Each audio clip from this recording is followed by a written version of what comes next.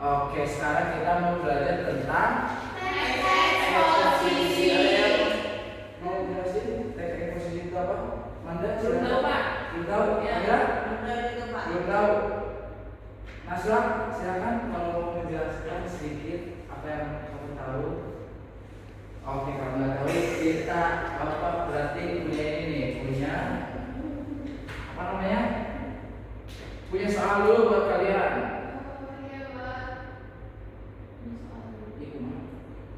Punya tes, kalian jawab sesuai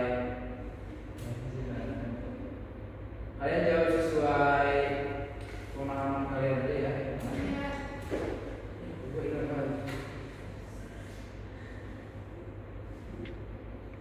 Bapak kirim ya tesnya. Bapak nggak masuk grup,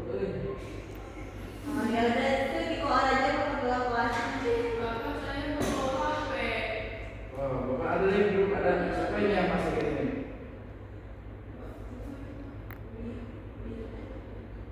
Ada. Berarti kirim dulu aja.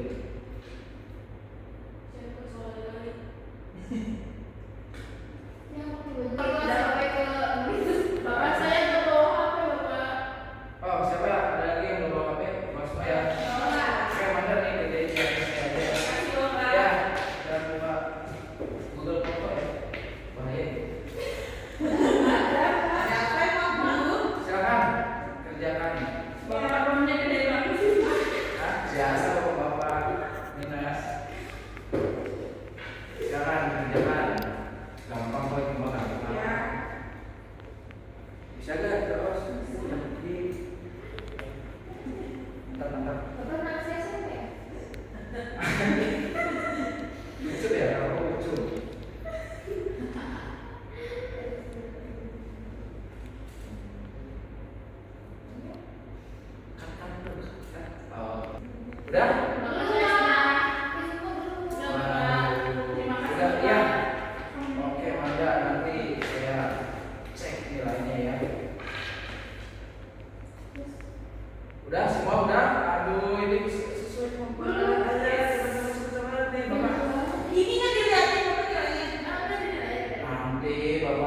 Spil.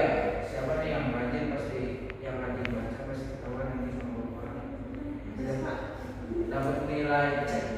Kalau sama bapak itu dapat A itu mustahil ya. Sudah. Oke, kita langsung saja ke. Nah, di sini ada kelihatan tempat ya. Itu siapa? Jadi ini anak bapak. Ya sekarang SMA di PMI. Oke, langsung yang kedua. Jadi tujuan kita belajar tentang ekspresi itu yang pertama itu ada yang membaca ini nggak sih? Oh, silakan Rizka, nomor 1. Tujuannya memahami pengertian, fungsi, dan tujuan teks eksposisi dengan tepat. Oke, mantap. Jadi maksudnya itu kita itu belajar teks eksposisi itu agar dapat memahami fungsi dan tujuan. Ada apa aja sih tujuannya nanti kita bahas. Oke. Nomor 2 ada yang baca? Silakan. Identifikasi ciri-ciri dan struktur teks eksposisi, teknis, argumentasi, dan penjelasan telah. Nah, jadi di sini juga kita tujuannya itu agar bisa mengidentifikasi ciri-ciri dan struktur eksposisi. Jadi ada apa aja? Nanti kita bahas. Nomor 3 siapa? Oke, siapa yang nomor 3? Terus kalau yang nomor 3 itu ada menemukan informasi dan gagasan utama yang terdapat dalam teks eksposisi secara kritis. Oke, dan di yang ketiga itu kita itu harus bisa menyimpulkan informasi dan gagasan utama yang terdapat dalam teks eksposisi, karena teks eksposisi itu banyak sekali ya bentuknya. Ya nanti kita bahas deh biar jelas. Oke, lanjut. Apa itu teks eksposisi? Ada yang mau baca pengertiannya? Silakan Amanda. Pengertian teks eksposisi adalah teks yang bertujuan menyampaikan informasi, pengetahuan, atau pendapat secara jelas dan logis untuk menambah wawasan pembaca. Oke, mantap, keren banget, terima kasih. Nah, jadi teks eksposisi itu bertujuan untuk menyampaikan informasi, pengetahuan atau pendapat secara jelas dan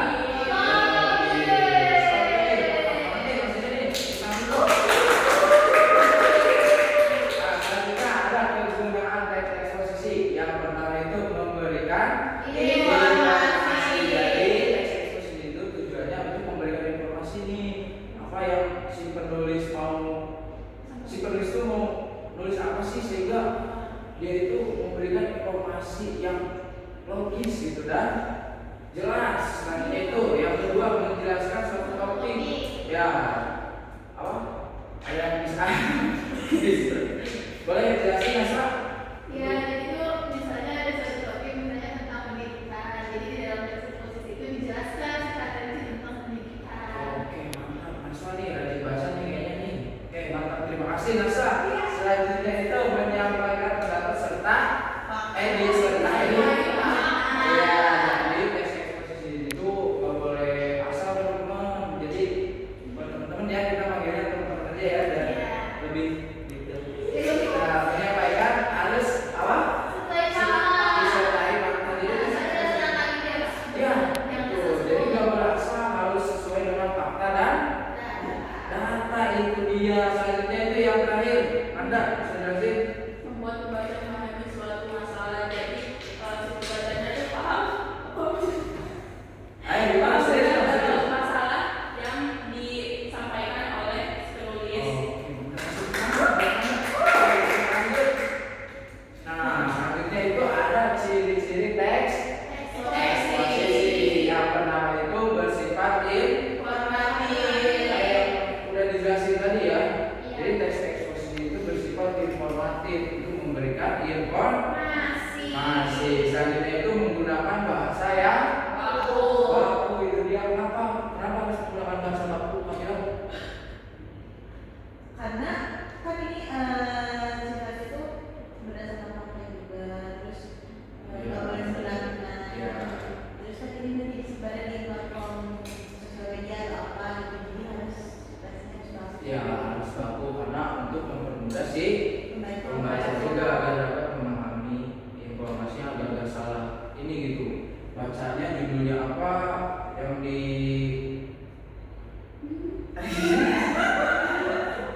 Oke lanjut.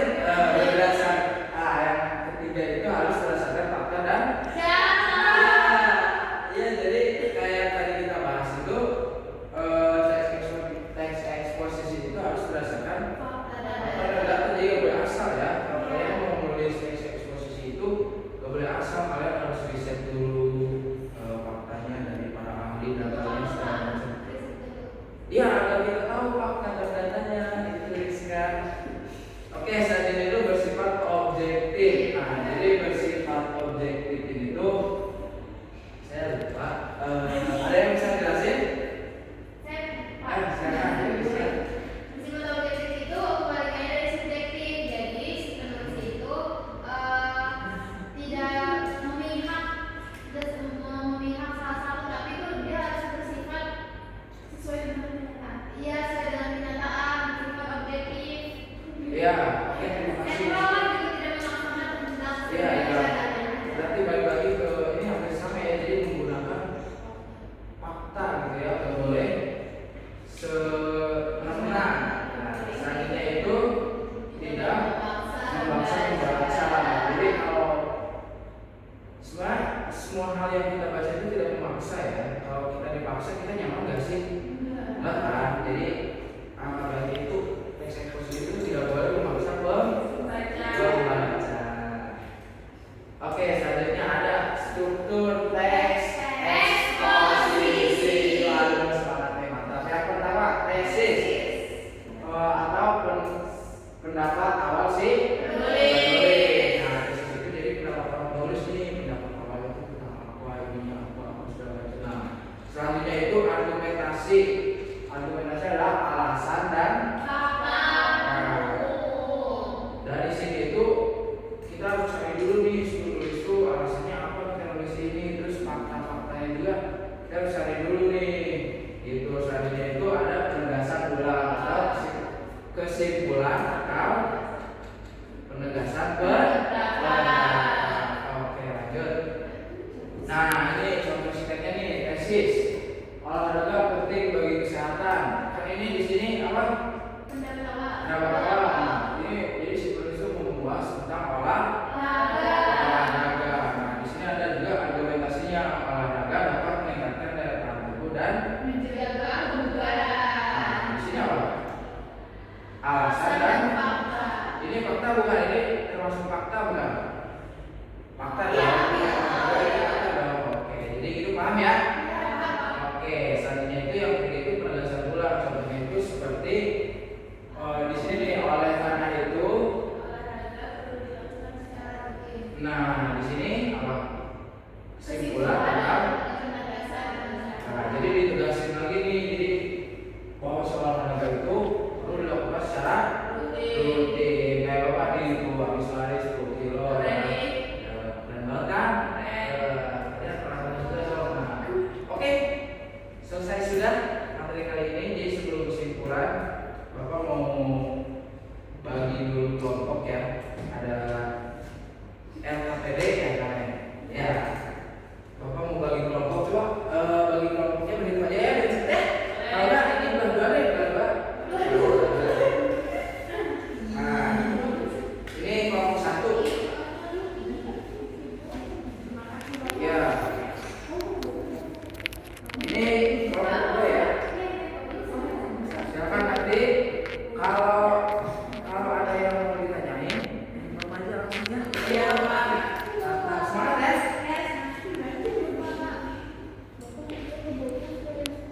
Gak usah.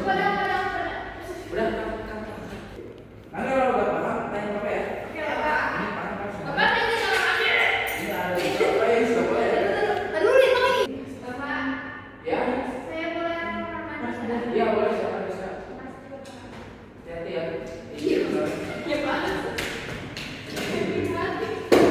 Paham ya? Nanti boleh tanyain Mas Wah. Di sini juga ada petunjuk-petunjuknya. Bapak mau tanya. Ya. Sih petunjuk cuma di baca. Siapa bapak udah nikah? Kan itu anaknya tadi jadi. Iya. Ya. Jadi anak pertama. Gak gini sih.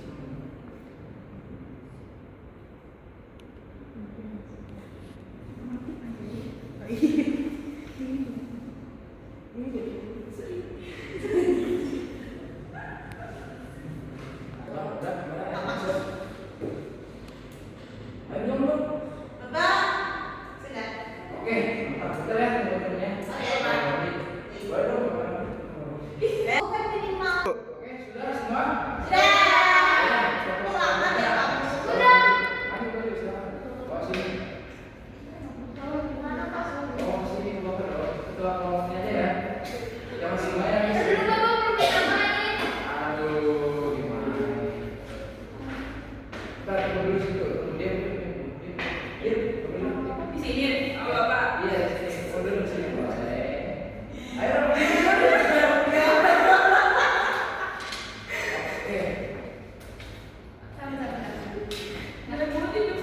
Bapak lihat dulu ya, punya sesuai. Bapak janji udah sesuai, udah seru. Kalian lihat dulu, Ya, gimana aja? Rizka dulu. Rizka menentukan mau kelompok Rizka atau kelompok Manda yang presentasi duluan. Silakan Kelompok saya. Kelompok saya, silakan. Bapak Rizka yang mana ini ya? Oke, silakan. Kasih tepuk tangan dulu dong. Nih nanti.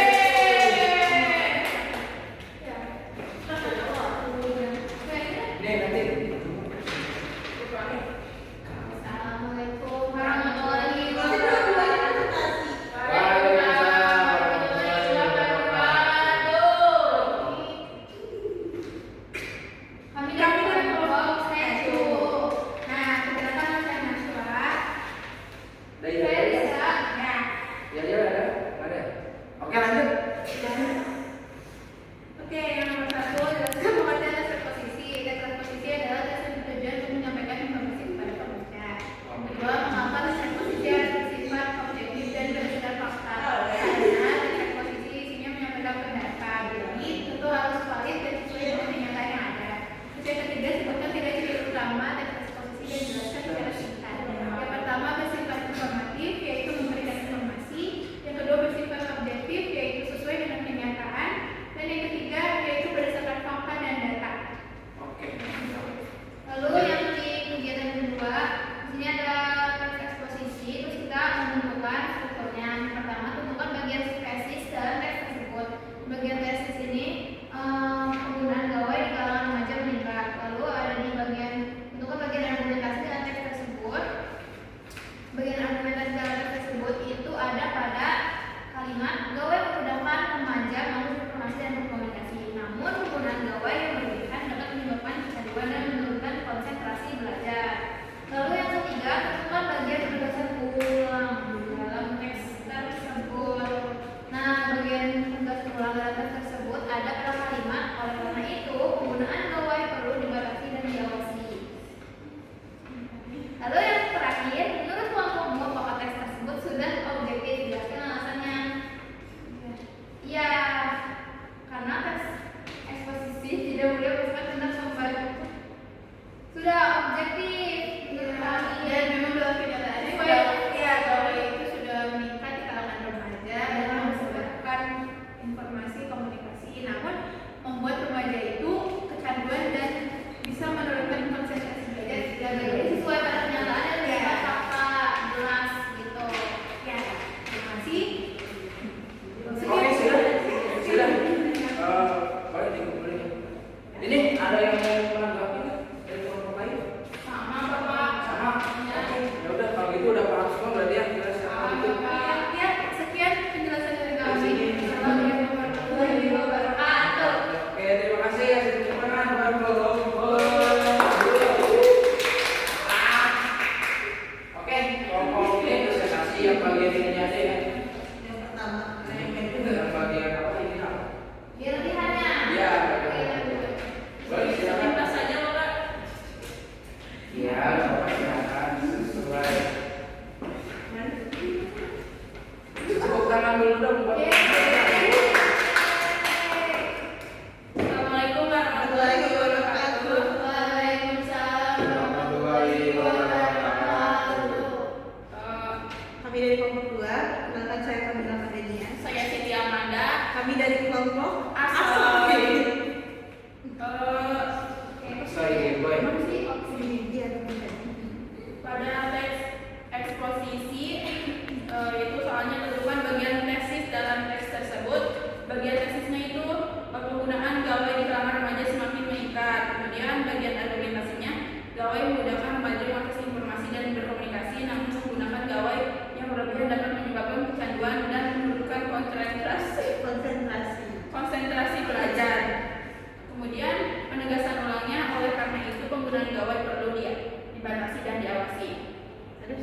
kalian itu menurut kelompokmu apakah teks tersebut sudah objektif? Teruskan alasannya. Menurut kami sudah, karena di sini tuh sudah terdapat tesisnya ada, argumentasinya ada, penjelasan ulangnya juga ada, dan itu sudah berdasarkan fakta. Ya, mungkin sekian dari kelompok kami. Oke. Silakan duduk ya. Berarti kalian udah sangat memahami banget ya, karena apa yang ajar maksudnya, jadi kalian paham dua. Betul. Kasih tepuk tangan buat kalian semua. Oke, selanjutnya karena kalian sudah paham ya, Bapak mau kasih tugas yang banyak. Jangan Pak. Maksudnya gimana lagi? Oke, langsung saja karena kalian sudah paham semuanya. Ada yang mau ditanyakan? Ada yang mau ditanyakan? Ada posisi tanyain kalau kan tentang keluarga Bapak, tentang apa? Kehidupan Bapak. Saya kepo nggak? Kamu kan katanya kepo. Apa mulai apa mana? Ini deh Pak, kalau teks eksposisi bukan pakai bahasa baku gimana Pak? Misalnya pakai logo ya? Gue. Karena kan di sini tadi Bapak udah jelasin. Teks eksposisi itu ciri-cirinya ada di antara ini, di antara lima ya, di antara kelima ini. Kalau nggak ada satu, misalnya nggak ada bahasa yang berlaku nih, tapi ini sifatnya itu informatif, terus berdasarkan fakta dan data, terus objektif juga. Bisa nggak sih dibilang teks eksposisi? Tidak. Kenapa? Ya, karena harus sesuai dengan ciri-ciri. Oke, itu mana ya? Jadi Ya, Bapak. harus sesuai. Makasih, Bapak. Oke. Alhamdulillah ya, kita sudah ini. Selanjutnya kesimpulan Rizka, kalau bahasa Indo kesimpulannya. Jadi apa sih kesimpulan dari belajar kita hari ini itu? Jadi kesimpulan dari pelajaran kita pada pagi hari ini mengenai teks eksposisi. Teks eksposisi adalah teks yang bertujuan untuk menjelaskan atau menggambarkan suatu topik atau isu dengan cara yang jelas dan objektif. Teks eksposisi memiliki struktur yang terdiri dari pendahuluan, isi, dan kesimpulan, serta ciri-ciri seperti bahasa yang formal, objektif, dan penggunaan istilah-istilah teknis. Dengan memahami teks eksposisi, kita dapat meningkatkan kemampuan membaca tulis dan berpikir. Bapak, itu kan beda yang strukturnya. Kita kan tadi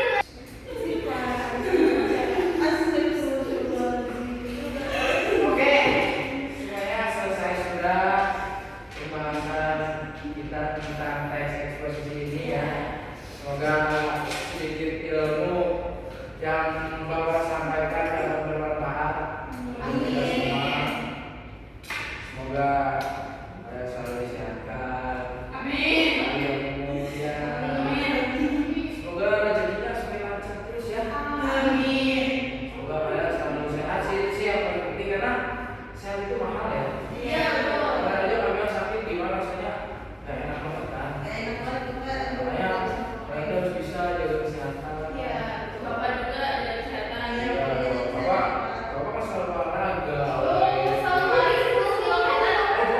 Setiap hari gitu. Sampai incok loh teman. Bapak tuh kayak bener-bener.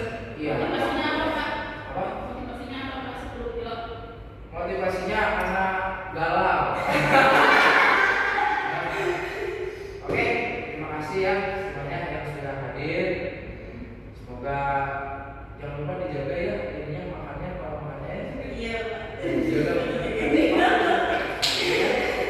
jaga yang sehat. Kita tuh karena di Indonesia itu membutuhkan kita seorang anak muda. Oke, jadi mungkin Bapak ada ini, ada tugas ya buat kalian di rumah. Nanti Bapak kirim tugasnya, kalau dikerjakan minggu depan di kalau yang nggak ngumpulin nanti Bapak kasih naik jangan tahu Bapak. Nah, sama Bapak tuh A itu mustahil ya. Karena Bapak kebiasaan dapat C gitu dari Bapak juga harus sama. Oke,